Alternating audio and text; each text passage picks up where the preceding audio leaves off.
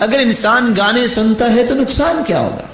اس سے بڑا نقصان کیا ہے کہ حرمت پامال کر رہا ہے، حرام چیز کو اختیار کر رہا ہے۔ دوسرا نقصان، گانا سننے والے کے دل میں نفاق گانا پیدا کر دیتا ہے۔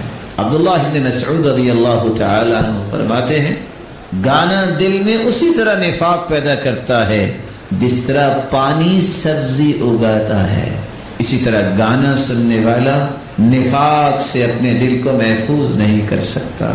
اور دوسری روایت میں آتا ہے الغناء ينبت النفاق في القلب كما ينبت الماء الزرع، جس طرح پانی کھیتی کو ہرا بھرا کرنے کے لیے کام کرتا ہے، اس طرح گانا انسان کے دل میں نفاق پیدا کرتا ہے۔ تیسرا نقصان، گانا یہ فاسقوں کا کام ہے، یہ مخنثین کا کام ہے۔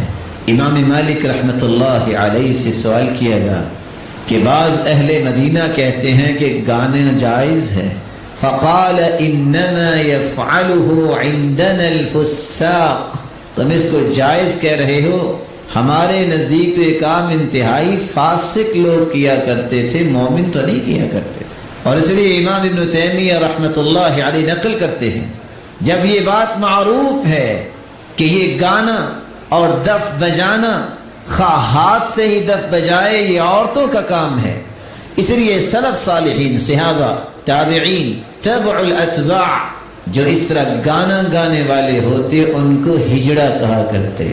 فاسقوں کا یہ کام تھا۔ یہ ایمان کی خوبصورت کیفیت میں جو انسان ہوتا ہے اس کے اندر تو یہ کیفیت نہیں آتی۔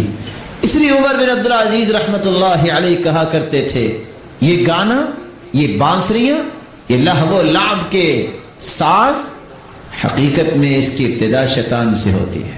بیٹے کو جب پڑھانے کے لیے بھیجا عمر بن عبدالعزیز نے تو سب سے پہلی بات اس سے کہی کہ آپ بہت محترم ہیں، لیکن میں آپ سے ایک گزارش کرنا چاہتا ہوں، اگر تو آپ نے ان بچوں کے دل میں گانا اور بانسری اور اس طرح کے لہو و لعب کے بارے میں نفرت پیدا کر دی، میں سمجھوں گا کہ تو نے تربیت صحیح کر دی، تو نے تربیت صحیح کر دی۔ اور اگر تو نفرت پیدا نہ کر سکا، اس کا مطلب یہ ہے کہ تو نے اپنی ذمہ داری کو صحیح ادا نہیں کیا۔ اور ساتھ کہا التی بدعها من الشیطان وعاقبتها سخط الرحمن، کیونکہ میری بات کو سمجھ لے، اس کی ابتدا شیطان سے ہوئی اور اس کی انتہا اللہ کا غضب ہوتا ہے۔ اللہ ہم سب کو محفوظ فرمائے۔ ضحاک اس لیے کہا کرتے تھے گانا سننے والے کا دل مردہ ہو جاتا ہے اور وہ اللہ کو ناراض کر بیٹھتا ہے۔ اور فضیل ابن عیاض رحمۃ اللہ علیہ فرمایا کرتے تھے الغناء رائد الفجور، گانا تو برائیوں کا رائد ہے، رائد سے مراد یہ قائد ہے، گانا ہی انسان کو فسق و فجور کی راہوں کو چلاتا ہے اور فسق و فجور کی راہوں پہ انسانوں کو لگاتا ہے۔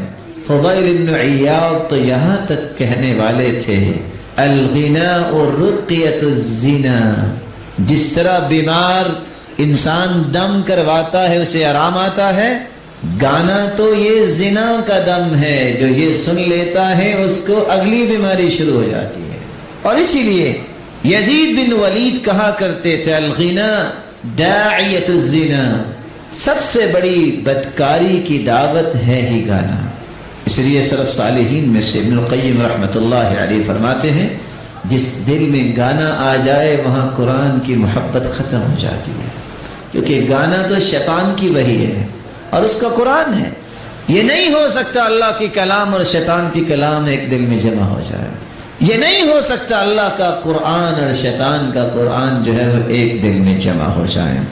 یزید ابن ولید بیان کرتے ہیں کہ گانے سے انسان کی حیا مر جاتی ہے اور انسان کے اندر شہوت کا راج ہو جاتا ہے۔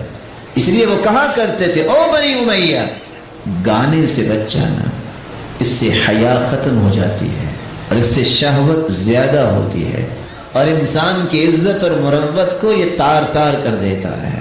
یہ تو شراب کا نائب ہے، جس طرح نشہ انسان کو دھت کر دیتا ہے، گانا بھی انسان کو دھت کر دیتا ہے۔